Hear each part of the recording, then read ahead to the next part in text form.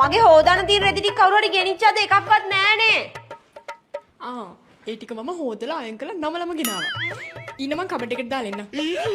ඈ? වෙන්දට මගේ තියා යාගේ රෙද්දක්වත් හොද ගන්න නැති කෙනා අද මොකද මේ? කුස්සියට නැගීමට පඩිපෙළක් තිබෙනවා නම් ඒ ඔබට ප්‍රශ්නයක්. ඔයා කන්නද හදන්නේ? මම මේ ඔයාට බෙදාගෙන ආවේ. බිත්තර දෙකක්ම දැම්මා. අයියෝ බෙදලා කතා කරා නම් ඉවරනේ. කොහොමත් ඉතින් අත හොදන්න මං යන්න එපයි.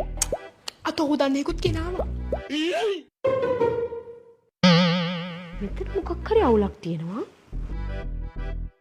බලපන් අක්කයි උඹයි දෙන්නම එකයි. ගෙදරට වෙලා ඔහේ ඉන්න කිසි වැඩක් කරන්නේ නැහැ. ඔක්කොම වැටිස් කරන්න ඕනේ මමනේ.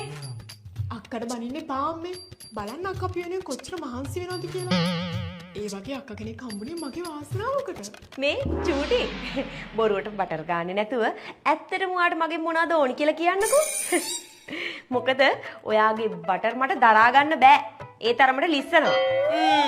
ඒකනේ මටත් තේරුණා. වෙනදට ණයයි මුගටියයි වගේ රණ්ඩු කරන චූටි අද මොකද මේ පූල් පැටිය වගේ.